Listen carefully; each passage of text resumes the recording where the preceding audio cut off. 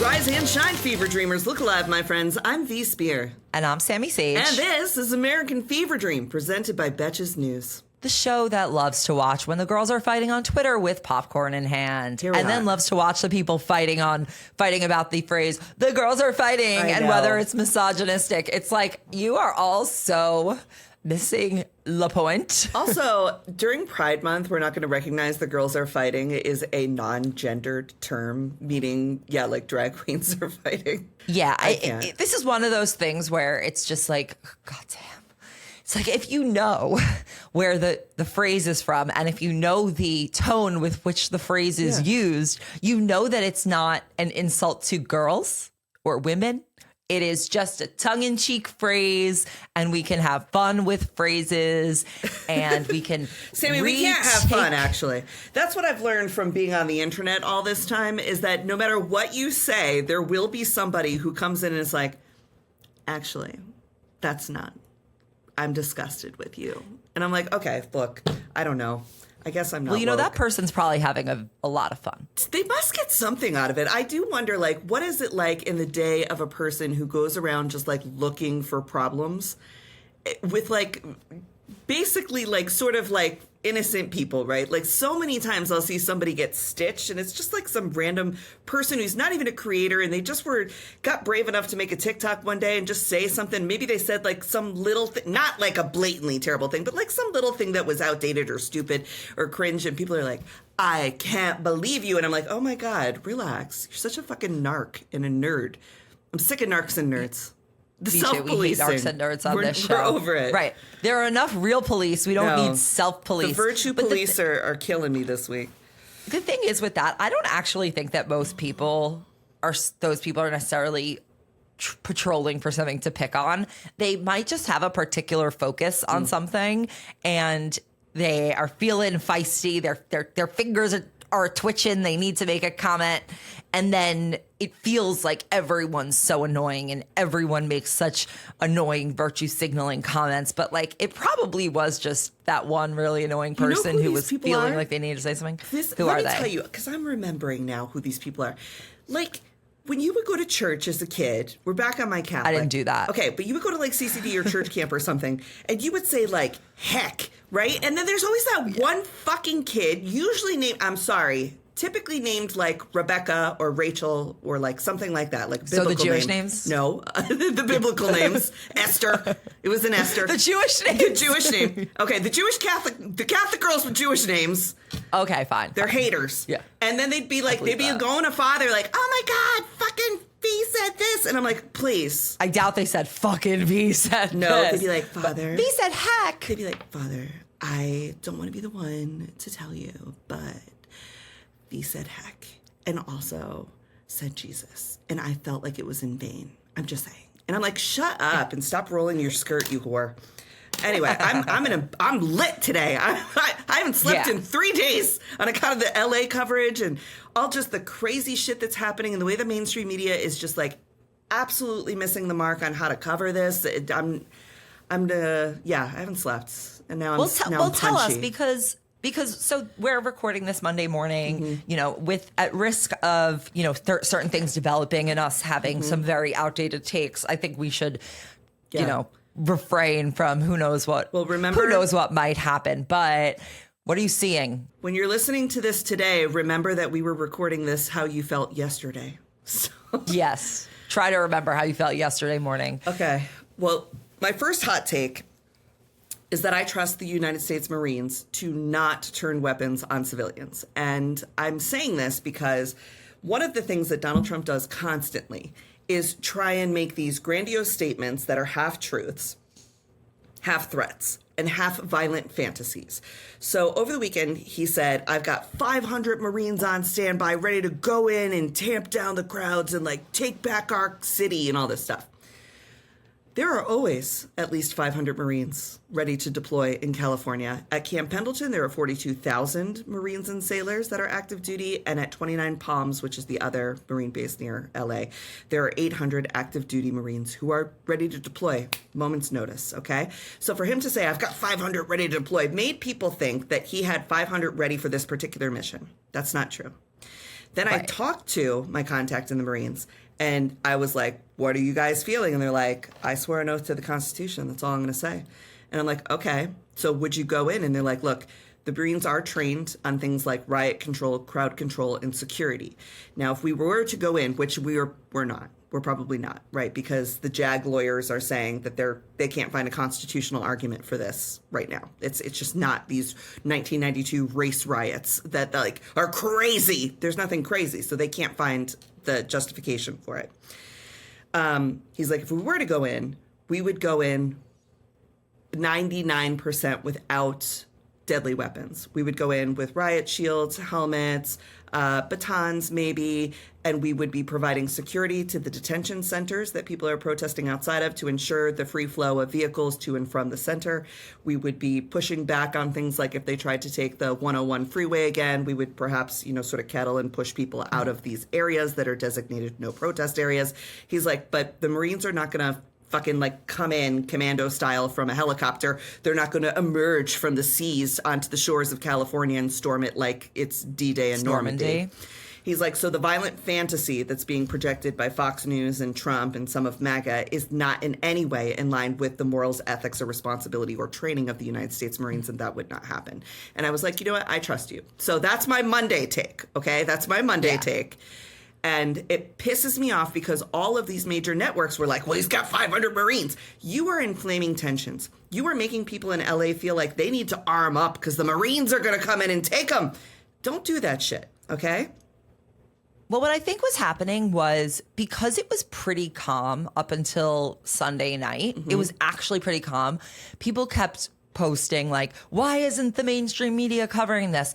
And my feeling was like, because there haven't been significant developments. So they would just so to continuously cover it would sort of feed the tension as well. Correct. And to your point about the Marines and the National Guard, which also seemed like they weren't looking to Well, I made a post about that. Things I was into like, look, tension. every picture you're seeing of the National Guard, they are in a relaxed and disciplined pose. Yeah. They are not arms up, okay? They're holding their jackets. They're just standing there, really. Yeah. Even the LAPD said that it was peaceful on Saturday, and that's the LAPD. Yeah. But I think part of this is all part of the strategy. And I'm not the first person to say this. Several people have pointed this out, that this is kind of what he wanted to do was find a pretext to maybe invoke the Insurrection Act. So he's doing this thing that he does where he knows he is going to might have to cross some sort of new Rubicon, whether it's accepting the election results, firing Jim Comey, firing Jay Powell. So he does this little thing where he toys with, he's like a cat with a mouse that he's about to like play with, and he's toying with it, and he's like, oh, I'm not going to do it. I'll do it if it's an insurrection. I don't know. A lot of people are saying I should do it. A lot of people were saying I already should have done it. Sir, you should have invoked it. Lots of people are telling me. He does that sort of playing with his food thing. And then I think that he is just very excited to have or rather Stephen Miller is very excited, or both, is very excited to have an excuse to grab onto something. And what concerns me is that some of these protests some of the protestors look a bit inorganic to me. Yeah. I simply do not believe that immigrants' rights groups are going to be standing on top of cars ordering Waymos for the sake of burning them and carrying Mexican flags and like motorcycling them around. Like, I'm sorry, that is not an American protester. And we've seen this so many times. And I do think that eventually we're going to look back on several of these protests from this 5-year period and realize that a great deal of them, maybe even 10-year period, was inorganic. Well, like the guy who was throwing the rocks at the cars. And then you'll see the video all over TikTok of this man throwing rocks at the cars. But what you don't see is that was about 3 seconds. And then other protesters trying to make that person not throw rocks at the cars. So this real is the protesters try to de-escalate. Everybody's got a narrative, but you're in Los Angeles. The people are protesting these ICE kidnappings and sweeps. Then you've got the Jeggings Chucks crew, I'm calling them, the self-made Amazon agents who are out there, and they're amped up. These people, have a fantasy. Again, they have a fantasy. They don't have training or discipline. And they have a fantasy of creating violence or being an authority or getting to punch somebody or shoot somebody. The fact that they shot that Australian reporter who was holding a microphone with a professional camera in front of her in the leg from close range, that is not a disciplined officer. That's not somebody who came from LAPD, Sheriff's Office, or the National Guard. That's somebody who's like some Yahoo in the middle who wants to do something. They want to do something. Right. So I agree. I think I'm really proud of LA for holding it down to the level that they have. And we'll see what happens today. There's going to be, it's Monday, so today there are demonstrations demanding the release of David Huerta, who is the president of the largest labor union, SEIU, and he was picked up in one of these sweeps on Friday. He was injured while he was in detention, and he's going to see a judge today, so that's going to be interesting. I think the release of David Huerta is going to be a really galvanizing moment for the crowd. And then we also have the city of Glendale canceled their ICE detention center contract. They were like, look, we've been running the center since 2007.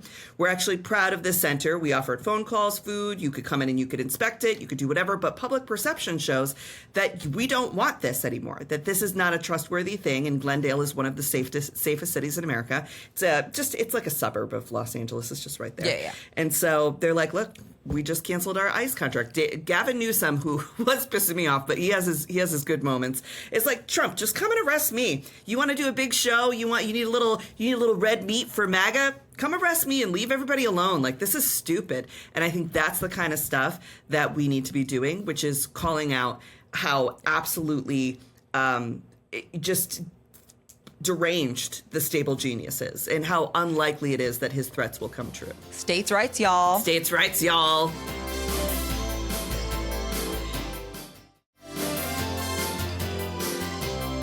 V, can I tell you something I was thinking about this weekend? I would love that. So, you know how we always are talking shit about the Democrats? Yes. I think we should formalize it into a segment. I'm going to call it the Democrats Mess Tracker. But today I actually have some constructive advice for them because we keep giving criticism and we keep talking shit. And I get it. We're frustrated. Everyone's frustrated.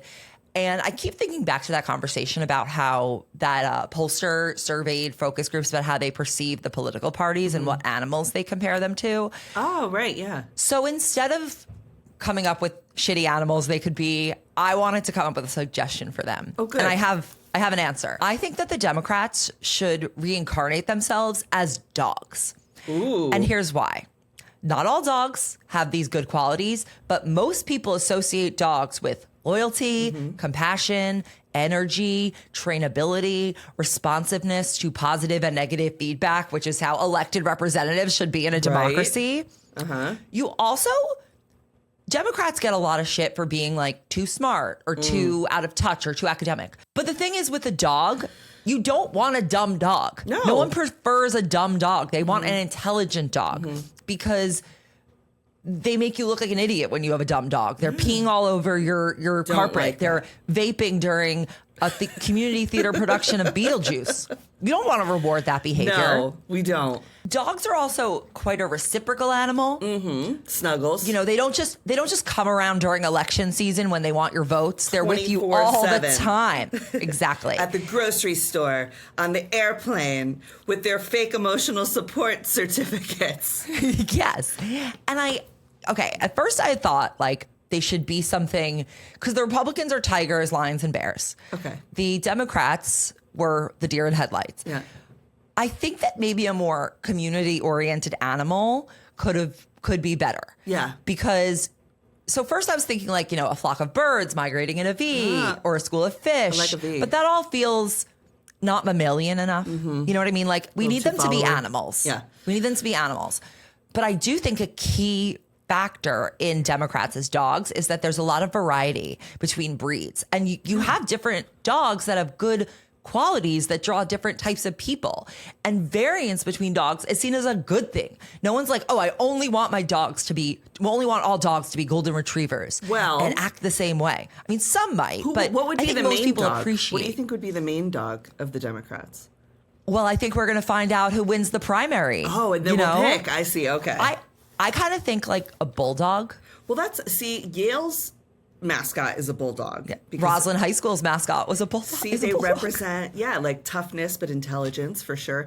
What about I have dachshunds. You want a dachshund Democrat? I mean, that's... Maybe you want a dachshund running oversight or something, Yes. but, maybe you don't want a dachshund as the president. No. Maybe you want a dachshund vice president. True. Well, no, I think you want a dachshund Secretary of State, maybe. And then I would also say, I think for vice president, King Charles Cavalier Spaniel. I do think King Charles Cavalier Spaniel is a very good vice Republican-coded dog, which does make the moderates feel safe. So Correct. For the centrists, we have King Charles Cavalier Spaniel. Exactly. And then what but do we isn't have for that the great? main You could dog? have so many. Maybe a golden retriever. No, you need the president needs to be a bigger dog. large Okay, dog so that Yorkie- can't go on a plane. Yorkie could be without, Secretary of Homeland Security. I feel No. Okay, The Rottweiler. Yorkie's like... I know. Rottweiler's got to be like the Secretary of Defense or something. Oh, there we go. Yes. Okay. But you see, there's beauty in all the different dogs, and you don't feel like any of those dogs are going to do a shitty job at governing or responding to you they're because gonna be great. most dogs are trainable, Yeah. except for dumb dogs. Which we would keep them at home to be little yard dogs. Yeah. Yes. The other thing is those can be the rank and file House members. The thing is, dogs also travel in a pack with a clear leader who they listen to. And that leader is protective. That leader takes up the back. That leader makes sure that they're all set and strong. Like an Australian shepherd dog. Yes, a herder, keeping everybody together. That would be like the dog. whip. The majority whip could be like the Aussie. This is working out, Sammy. I love this dream. Also, just think of the AI art we could make. Yeah, and think about... We are not and you know making what's- AI art. You know what else is beautiful? This cost me $0 to come up with. I did not have to spend $20 million to ask God. men what they think of it. I came up with it in the shower. We got to stop asking men what they think. They don't know what they think. We should tell them what they think. You know what? Some of the best men in my life, right? My dad, and basically my dad. If you were to ask my dad anything, what does he say? Oh, I don't know. What's your mom think? Men want women to tell them what to think. Why aren't we doing that in the government? We shouldn't be asking them what they think. We should be saying, hey, man, how about this? How about chicken salad for dinner tonight? You love that. I'll make it for you. You just have to the thing enjoy is, it. They want women who they are legally bound to by blood or marriage to tell them what to think, but they don't. But they only want it in a subtle way. They don't want to be instructed what to think. They want to be coddled into thinking. And they definitely don't want to be told what to think by someone online. True. It reminds me of that musical number from my new favorite musical, Suffs, called Let Mother Vote. And it's a great song. Anyway, go listen to that. And then we'll be back with a cool guest. Just want to add one more thing. Donald Trump famously hates dogs. So it all kind of fits. You cannot trust a man who doesn't like dogs.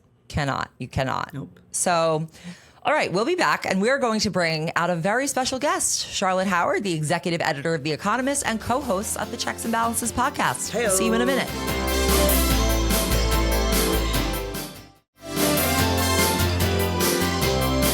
Welcome back.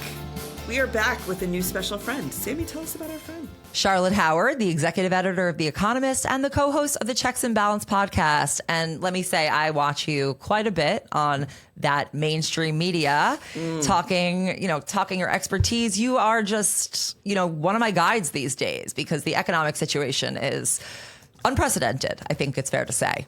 It is a very weird time to be grounded in reality while the people who are guiding economic policy seem to be on some other planet. But yes. So can you just tell us, what do you think is the most strange, unprecedented, anomalous thing that this administration is doing that is really striking to you as someone who writes about economic news? Well, I think what's strange and not unpredictable, though, I mean, everything with the Trump administration is both expected and shocking in this weird blend of things. But politicians for decades have been talking about manufacturing and talking about places that have been left behind and how they're going to help places that have been left behind.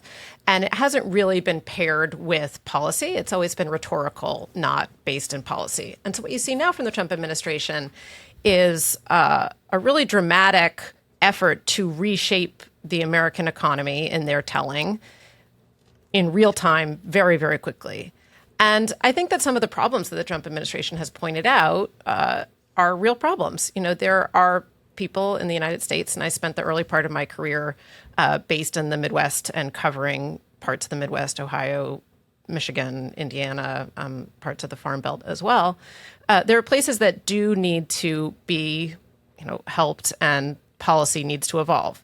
But I think about the Trump administration's policy kind of like looking at a car and having a flat tire and then just smashing in all the windows as a way to fix it. It doesn't make sense. So having across the board tariffs would hurt American manufacturers. The enormous amount of uncertainty that is brought by imposing deadlines, delaying deadlines, coming up with sort of empty deals.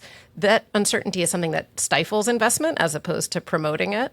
And at the same time, the Trump administration is advancing this extraordinarily irresponsible set of fiscal policies that would put America deeper in debt. And so I can talk more about how those two things are connected. But essentially, the Trump administration is experimenting on a huge scale with America's economy in a way that actually does damage to, not just the stock market and investors, but to ordinary Americans too. Can I point out something about manufacturing from my little town's point of view, right? So I grew up in this town, Derby, Connecticut, and it's right on the Housatonic River. And there we used to have B.F. Goodrich, we had Inline Plastics, we had the stained glass factory, we had the wiffle ball factory. All the wiffle balls in America come from my hometown. We had all this stuff, right?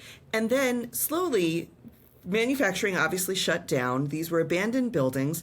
And now the way that this town has been revitalizing is to get rid of all those factories or put breweries into those factories or cool ass restaurants or really cool mixed use housing and office buildings, right?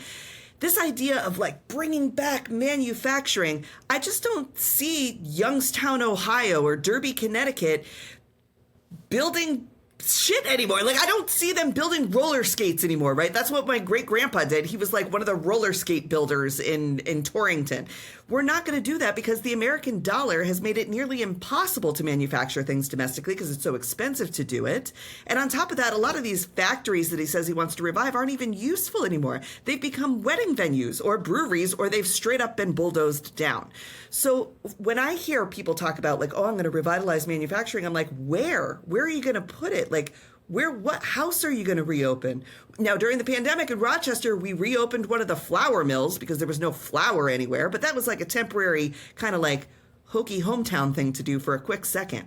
Can he revitalize manufacturing the way that people the boomers remember their grandparents working in?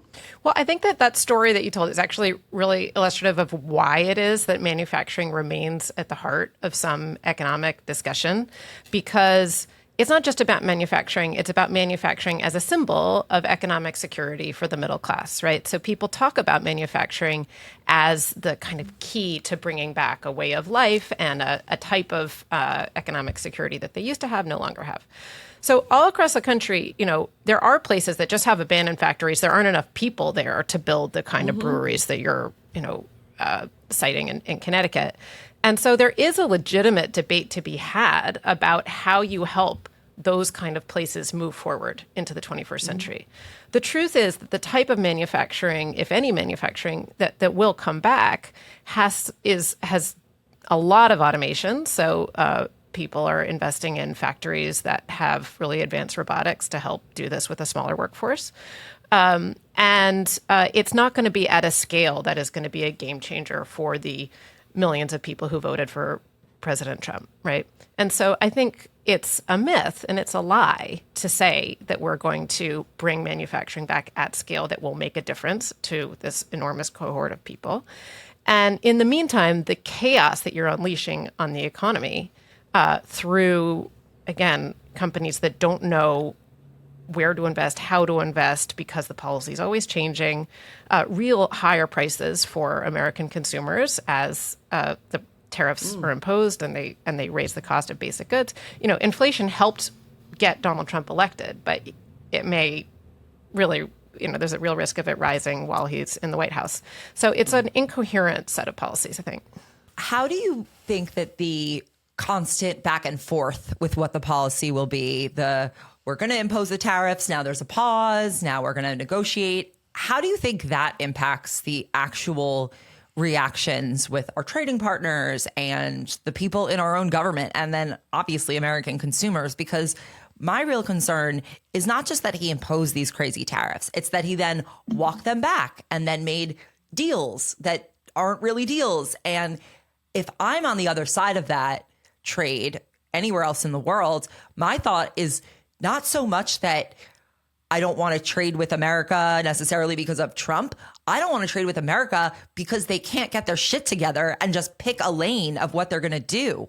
And that's what seems so dangerous. Well, I think it's two parts, right? And I agree with you. So on the one hand, for a company sitting, making decisions about where to put their investments, you can't plan if you don't know what the policy is. So that's one. And so then you have companies that are, delaying investment because they don't know what the policy is. Now, the second part of what you said has to do with America's trading partners. How do they react to this? And you see this happening already, which is that they're making contingency plans. So no one is giving up on the American market. We have an enormous economy, obviously, and consumers who buy the world's goods. But there is increasing activity between other trading partners, so looking to other opportunities because the U.S. is less stable as a partner. And what that does is, I think, diminish America's role and influence economically, which is not good, which is bad for Americans. Yeah. Well, how much of Americans' economic success do you think has been sort of default by that influence, that maybe people don't see that was actually sort of critical to how wealthy some people in this country have become?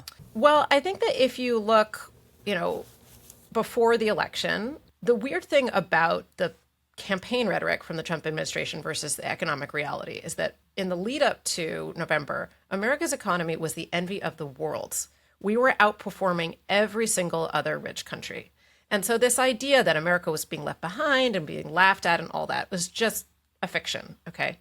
And so now you go from that, and we had an Economist cover back in October that a colleague of mine wrote a special report about why America's economy was doing so well. I encourage people to go back and read that. It had a wad of dollars, like as a rocket ship, going into space. And then by the spring, we had a cover story with Donald Trump standing on a wad of cash with a thing of gasoline, like about to set it on fire with the new fiscal outlook. And so you take one thing and then you just transform it into something completely different.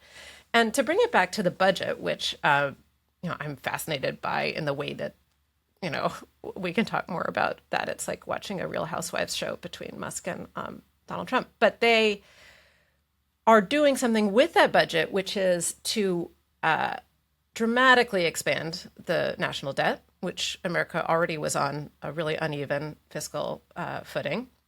And so that raises the requirement that we continue to borrow money. And at the same time, we're making America less reliable as a borrower. And so in a way that was never the case before, you see trust declining in America as a place for foreigners to, put their capital through buying U.S. government debt. And you see that in the value of the dollar. You see that in the performance of the bond market. And so you have these two things. One, where you make it more essential that America borrow money.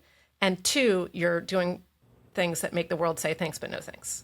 There's How fucked are we? How fucked are we? Just like straight up. So Scale of 1 to 10. Scale of 1 to 10 on fuckery. I think that I'm weirdly an optimist because I think that there are enough people who... On what time scale are you an optimist? So I think that I think that Republicans will get hammered in the midterms.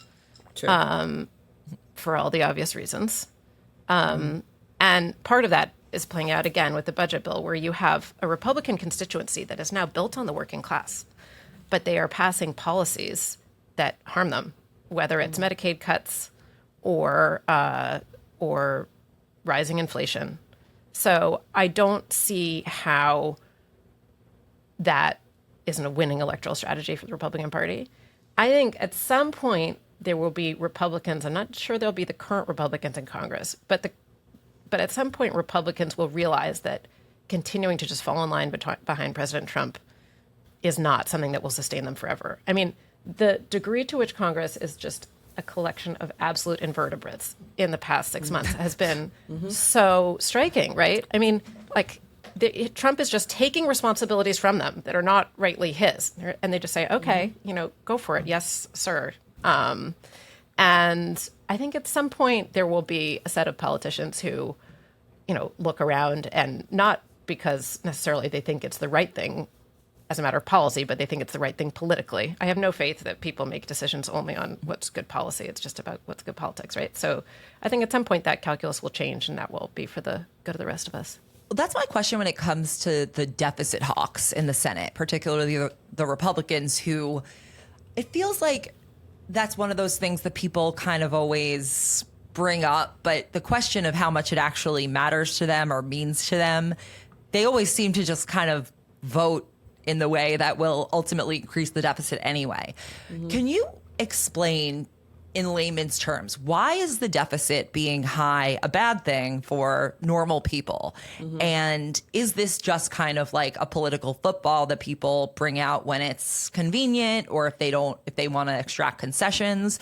Like, what is the actual implication for taxpayers when this debt balloons to the size that this bill would make it balloon to? There's so many ways I could answer that question, but I'll break it down into two parts, one short term and one short to medium term.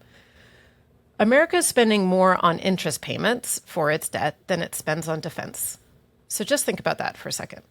America's entire military complex, with all of the things we're doing all over the world, with rising threats in dealing with China, the threat of China seizing Taiwan, always potential escalation in the Middle East, an aggressive Russia. I mean, just think about all the things that we're doing. So more than everything we spend on that, we spend on, paying down our interest payments on debt. And so it just becomes... So it's like for an average person, it's like if they had such a high credit card balance that their interest charges were higher than the balance itself. Is that equivalent? It's more like their payments on interest were larger than their payments on their mortgage. Like, it was more expensive for them to pay interest on their credit card payments than it would be to buy, a house, let's say, okay, to break it down in that way. And then the other threat, which is not one that anyone would have even considered in the realm of possibility, is that America actually could not be able to service its debt if people, other countries, other investors, buyers stop buying American debt. So if you think about the scale of problems that politicians normally deal with, like COVID, like the financial crisis, the response to those problems was to spend money. So you pass a really big bill, you try to juice up the economy, we're going to spend money on this, we're going to spend money on that, we're going to dole out cash, etc. That's easy for politicians to do. The type of crisis I'm describing would require them to cut. How do you cut on a massive scale? Congress is bad at that, really, really bad, okay? And it would cause enormous pain for the American people who've come to rely on different programs. So, one, debt is becoming more expensive. Two, neither the political nor economic system are equipped to deal with an actual fiscal crisis.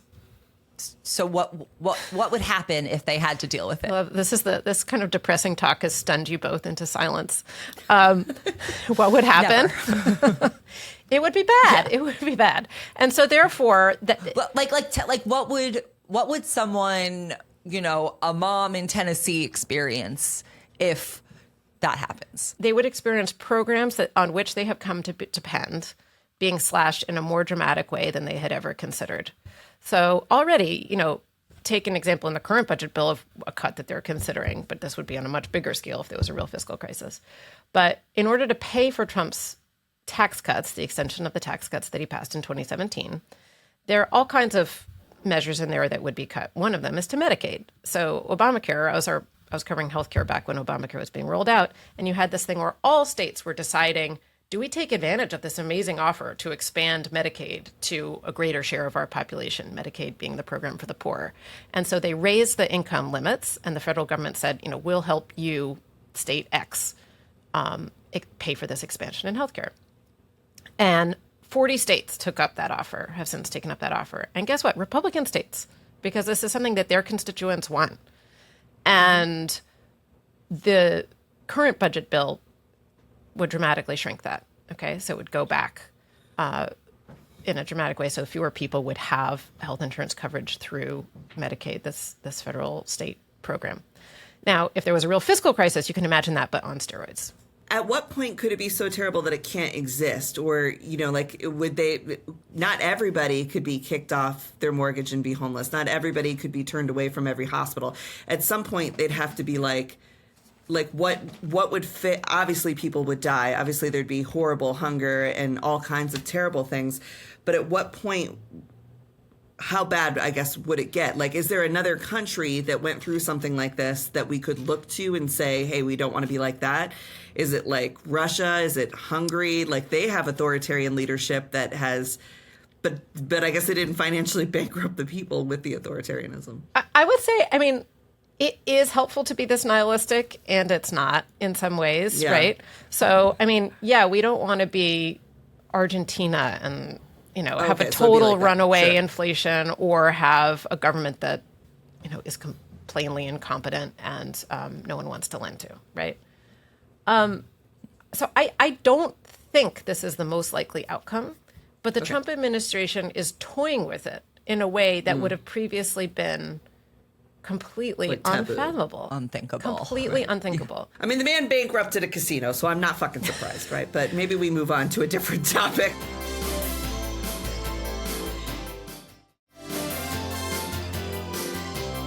Okay, so instead of being wrapped up in the chaos of this fucking madman, as we continue to be, earlier in the program, we were talking about what's going on in LA, and I was saying that Trump lies so astronomically by telling half-truths about, like, the way that the military works or who's paying for all of these ICE sweeps and whatnot.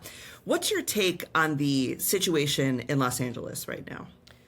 So I think in Trump's second term, his agenda from the beginning was to just go around and picking as many fights as he could to test the limits of his power and expand it.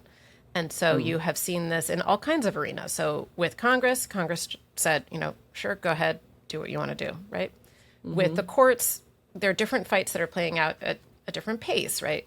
You have, in some instances, courts pushing back. There are a number of cases that are going to escalate, I think, to the Supreme Court. In his war with universities, again, some capitulation, but Harvard really fighting back. Harvard. Same with law firms, right? And so I think that his agenda here is kind of mixed in terms of this expansion of power and these fights that he's picking. But where it was always clear that there was the greatest potential for real incendiary action was with his fights with cities. And these are cities and states that are run by Democrats. Throughout his political life, since, as a born and bred New Yorker himself, right? But he has cast these cities as cesspools and war zones and places that are misrun. But he also has a lot of pride in, being the enforcer that is going to do good for these cities. And I spent 7 hours with him in Madison Square Garden. I'm not sure if either of you were there when he did his rally in New York. And it was this amazing thing because he won an enormous share of New York, right? I mean, it was over a quarter of the population in Queens voted for him. The other two, unthinkable shares of voters in the Bronx. I went to a rally on Long Island and they were so pumped. Yeah. Because no one ever comes here, but it was wild. Yeah. I mean, well, Long Island has a lot of MAGA sections of it for sure, as well. But I think here with cities, among all these fights that he's picked with courts, universities, law firms, those basically had played out on paper, right? But with cities, it's different because you can have, normal people who go out into the street and can get worked up together. And then you have Trump now coming in and taunting, actively taunting. And he's looking for this fight. And I think that it will... we can talk about immigration policy and the degree to which his plan for immigration is or is not, at all reasonable.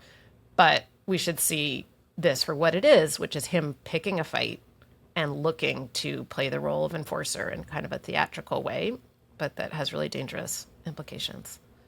I think one of the things that's fascinating about the clashes in LA is the language from Stephen Miller, who's an immigration hawk within Trump's administration.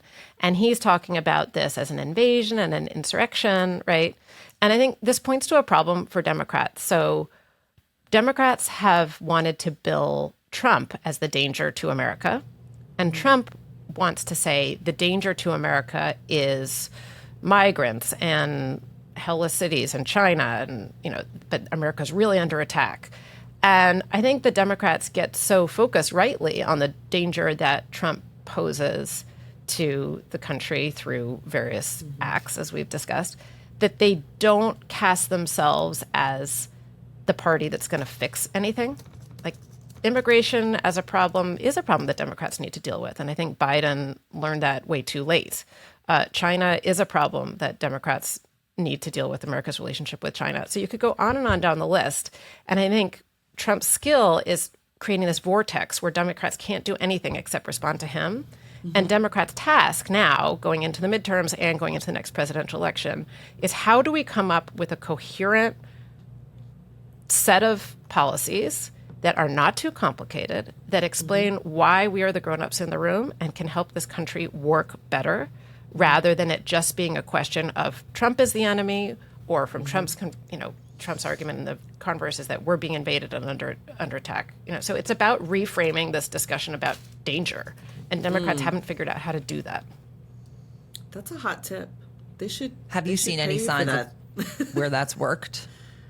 Where that's worked, I think that there's some Democrats, and I'll point to the one because I don't want to curse other Democrats by mentioning them, but I think that Jared Polis in Colorado, he's just a guy who's running a state and doing it in a practical, grown-up way. And I think that's where Democrats need to shine, that this is all a circus and it's bad for America and it's not just theater, it is having real damage. And you need to have grown-ups running the country. We got to go back to calling them weird. It was working for Tim Walz, I think, and it wasn't the calling them weird that was the thing. It was the idea that this sort of like dad-like figure would look at something they did and be like, no, that's not cool, boys. We don't want to act like that. And it made sense, right? So I agree. Back to the Democrats. I think it's that the Democrats channeled the way people actually felt about something for a second in the words that people actually feel in their heads. And that's quite rare because they're usually like having the thought and then translating it through the consultant machine and then delivering it maybe at a place no one's going to see and no one thinks they do anything. But when you just say what you think, it's very refreshing. It's easy. Well, that's what Trump does, by the way. I mean, his main appeal is that he's authentic. I hear that he's authentic. Yeah. So, yeah. Great. He Good is deal. authentic in a weird way, despite lying. He's an authentic liar. Oh man, where's Melania? That's what I need to know. What's the cost Did you read her benefit book? analysis there? Did you read her No, book? I did not read her I'm book. going to send you, I wrote a review of her book because I knew it would give me a lot of pleasure to do so. Oh. And I'll send read it your to you. review. Okay. I want to hear was- a review. Yeah. It was an amazing, I mean, as someone who, I'm a writer, that's my job, is to write words. To have that many words convey such little meaning actually is like really amazing as a feat. It's an amazing, I mean, it had some classic lines, just some classic lines like driving is It's like a parody, right? And yeah. It's not, it's unintentional parody, which is the best form of political memoir. Like, what were some of her hot takes? I mean, she goes back and forth between, she's quite clear on her love for Barron, which is sweet. I mean, Yes. and she talks, everything is in soft focus, kind of like her photographs. So she'll talk about 2020 and George Floyd, but never mention him, right? Oh. Or she will give little pearls of wisdom that you read them once and it seems like it makes sense, but then you read them again and it just dissolves into thin air. Did you see her entrance at the RNC where she didn't say Yes. anything? But And it was they like had like the classical music. Yes, I it actually was- thought that was well staged. it I'll give them was. that. It was like a an good ice show. dancer. It was. The whole arena, I was there, the whole arena was twinkling. I mean, she looked amazing. She does. And yeah. She hates him though, and I love that. But it works. They're kind of soulmates in a way. You think so? I kind of do. Like, think how well this all works for everybody involved. She gets whatever she wants. That's true. Hey, girls gotta eat, like my grandma says. Last quickfire question. What's up with the Saudis and the Qatari money? That freak you out? You mean as a matter of corruption? Now he's asking Qatar to give him money to fix up the Kennedy Center and add some more gold decor in there or something. I think all of that pales in comparison to his crypto stuff. Oh, so what's the crypto stuff? I don't have money, so I don't worry about things like crypto or the stock market. It's not about whether you're in crypto. It's about the scale, whether that destroys the whole system, which he can enrich himself and his family through their investments in crypto. We had a really great cover on this by my colleague Mike Bird a few weeks ago that I would encourage people to go back and read. And our podcast Checks and Balance did a podcast on it too. But it used to be that corruption was about giving money to secure power for presidents. You're trying to get access to them by making sure that they're reelected. And what's weird about crypto is it's so much more flagrant than that, is that you can invest in crypto or, he can, I think it was, I don't want to misspeak. I think it was Abu Dhabi. There's a new vehicle that includes some of the Trump family's crypto holdings. But it's not about helping him secure power. It's just about making them really rich. So you're kind of breaking down that middleman. And so I think the scale at which Trump's holdings, his crypto holdings are way bigger than all of his other assets, according to my colleague's analysis. So that's where I think it's a little more complicated than like, oh, the Qataris bought a plane. But it's worth diving into because the nature of how people are trying to buy influence with the Trump administration through some of these deals is fascinating. Yeah, I see it as very much like it's not the plane itself or any one particular payment that's made to him. It's the fact that he's open and his family is open for all these payments all the time from anyone who will give them to them. And that is so much more of a danger to have going on for the next 4 years at least. But aren't people losing money on the Trump meme coins and stuff? Or that's grift for the average person, and that's separate from the big boy game he's playing with like other people. Well, he's put all these people in place of financial regulators that are from the crypto industry, right? So he has the power through regulation to help the crypto industry grow. And by doing so, he raises the value of his own. I do think there are some politicians, Governor Polis in Colorado, there are people around who are sane people who are doing sane things. And I don't want to name too many of them because as soon as I do, they announce that they're retiring. Like this is a thing that happens. Don't. No, I know. I'm not going to tell you who I like. Normal people say, I'm fed up with this. Or, they're challenged from a MAGA person. But I do think they're they want to go spend time with their grandkids. Yeah. What a crazy idea. But there are reasonable people who are, I think, grown-ups who could help right the ship. It just is looking a little choppy. Could the next president just cancel crypto and bankrupt Trump? No, I don't think you want to cancel it. You don't want to, kill an industry altogether. You just don't want to have blatant conflicts of interest between the people who financially benefit and the people who are setting the policy. Just one more quick thing on crypto. How do you think they should attempt to regulate it? Or do you think it's not regulatable and it should just be considered a security? Well, if it was considered a security, it would be. You could regulate it. So you could have rules that are, along the suite of financial regulation. You could have rules that are, pretty sensible that have to do with rules around banks and crypto and, again, securities rules as applied to crypto. And there is some legislation that is not actually totally bonkers, right, that members of both parties are interested in. It's just Trump has actually made his own case harder because he's turned this into an industry that seems to be entirely entangled with his own personal, political and financial interests. And so then it becomes, we don't have to talk about the merits of crypto in general, but it becomes more soiled. I mean, I do think that Trump, who himself voiced skepticism of crypto just a few years ago, it is the ultimate Trump vehicle, right? Because he was never that successful. I mean, he had medium success as a real estate developer, right? But it's not like he was one of America's all-time great businessmen. But his singular talent is declaring things to be true and then convincing people that they are true, right? And so that's kind of what crypto is about. Like, you say it has value. With the NFTs, too. Yes. Yeah. With saying that the Marines or commandos are going to drop into LA out of helicopters. Like, it's all the stuff that's not true until other people believe it and make it true for them. It's so annoying. Well, thank you. Trump is crypto. Trump is crypto. Thank you for being here and sharing with us this slightly depressing episode, but educational. We need to know about these things, right? Yes. And your show, admittedly, much more positive. We're just in a little weird... I was saying earlier, my niece gets red frown faces or green smile faces at school every single day, and when she gets like 3 red faces, she decides, well, I'm just going to be bad for the whole day because it's over now. And that's how I feel about today. We started by covering like the LA stuff and like all of this horrible stuff, and now we're kind of like, okay, today's episode is red frowns, but we had to know about it. But your show has a lot of green smiles. Tell us about your show and where people can find you. Our show has green smiles. I don't know that anyone has ever described it that way, but I'm going to take it. My show is called Checks and Balance. It's a weekly show. It comes out on Friday. It's with 2 of my colleagues from The Economist, John Prito and Idris Kaloun.